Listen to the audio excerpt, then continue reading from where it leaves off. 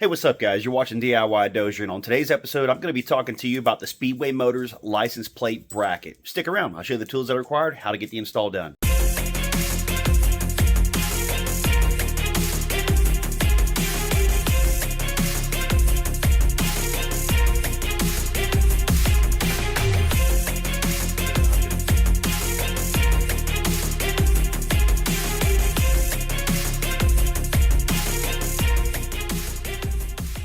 So I want to talk to you a little bit about the Speedway Motors billet aluminum license plate bracket with light. I'm going to be installing this billet aluminum bracket on my Move rear bumper on my 2500 Denali. So as most folks know, whenever you buy a steel bumper, there really isn't many LED or tag light options available without having to fabricate something yourself. I went online and I discovered the Speedway Motors billet aluminum license plate bracket that also has a built-in incandescent tag light. It looked like a really nice piece. Everything on my particular truck is chrome or polished and white. So I was looking for something polished, stainless, something like that, and I happened to come across this bracket. The delivery just got here. Let's have a look at what we have. All right, so this is our Speedway Motors box. This is how it comes. Part number for this particular item is 91050-135, and it is the aluminum, it is a billet aluminum lighted license plate frame. When you open the box up here, there's your mounting hardware. It comes with a supplied Allen key for your mounting bolts, and here's your frame. Nice and protected in foam wrapping. So there it is. And I will say it does look very nice. The light here does detach from the frame itself, but the frame is one solid piece of billet aluminum. You know, it is one solid piece. It's really nice. I'm impressed with this. It has little grooves in the back here that are made to slide into the slot for your license plate. So your license plate will sit inside that groove and probably not move at all. We'll find out here shortly. And the light is supposed to be an incandescent light, which I'm not a fan of. I want an LED light. I'm going to take this one a step further here and take it apart. As you can see here, you've got a little Allen key there and a little Allen key screw there as well. And it just has the one power light. I'm guessing that with the bolts through the factory tag location, it will ground the frame that way, which is why there's no ground wire. So yeah, let me go ahead and get an Allen wrench out and take this off and see how this looks. The light bracket does come straight off of the frame here. Looks like this little piece of plastic inside here is just sitting there. It's a frosted cover to help disseminate the light and not have any hot spots. This is also a solid billet aluminum piece that's been machined. Really nice. It looks good. So our lights here is two incandescent old school dome lights. Let's see if I can get a model number. So as I roll this little guy around to try to see the indentations there, it says 12 volt 3 watt.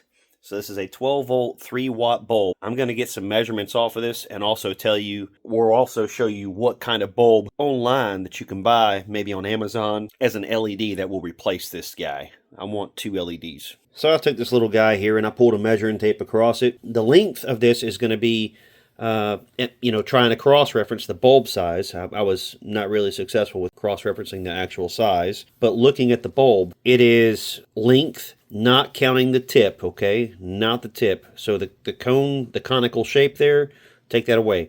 Where it starts with the boxed end here. So the flat part where that starts at the very edge. From that edge to this edge over here is 1.18 inches. It's actually 1 3/16 inches from there to there, and they want it in a decimal form, so that's 1.18 inches. And then the thickness of this is actually going to be 5/16 of an inch, which is in decimal form 0.31. Here on Amazon, what I have found is a light that pretty much will fit. It's 12 volts, it's LED, it shows 0.22 inches in width on the contact there.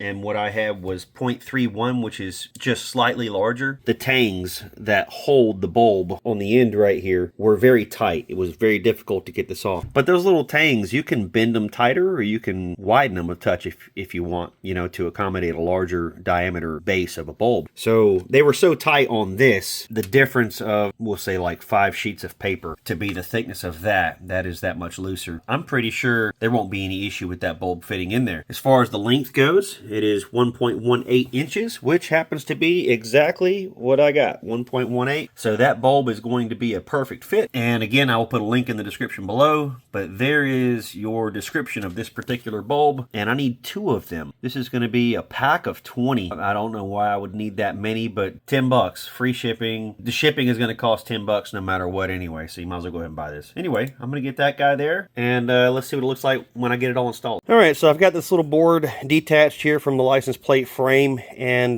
my new LEDs have arrived. Here they are. It is the correct length.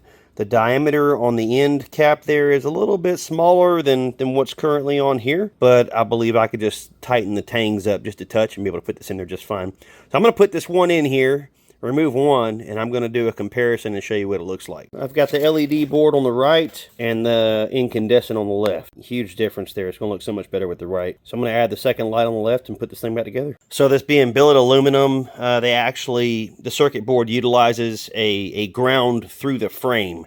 So I've bolted this little housing back on here. I've got my little frosted cover back in there. I've got the power wire. That's all it comes with is a power wire. I've got the power wire hooked up to my little battery here just to test it out. And we should be able to take our ground wire here and just touch it on the frame. Ta-da! And it lights up. Substantial improvement over the incandescent lights. I don't know why they would have such a nice frame and have it with only an incandescent light. They should have put an LED in it to begin with. There's no other reason. Anyway, let's get it put on the truck, see how it looks. Here is this Speedway Motors tag bracket. This tag bracket here utilizes the chassis, or the actual frame is the ground. And when you bolt it in up here, it bolts into the steel bumper, which grounds it to the truck. It only has a single positive wire. So I cut the plug off for a tag light and took the hot wire and ran it to the new tag light. So the 12 volt, I tested it, got a digital multimeter there, tested it, wired it up, it works. I've got the parking lights turned on. You can see the light is illuminated on the tag. It is daytime, so obviously it's a little bit bright outside. I'll get a good look at it in the dark. Here we are at nighttime with the tag light lit up. It is bright. It's nice. Looks very good on the back of the truck. I'm impressed with Speedway Motors. If you guys have any doubts, don't have them. This is a clean, nice billet tag bracket. It'll make anybody's car look good. So that's it on the Speedway Motors license plate bracket. Guys, if you like the content, be sure to click that like button. Also subscribe so you can be notified of future content being released. You're watching DIY Dozier. As always, share the knowledge, share the passion, share the skill. Do it yourself.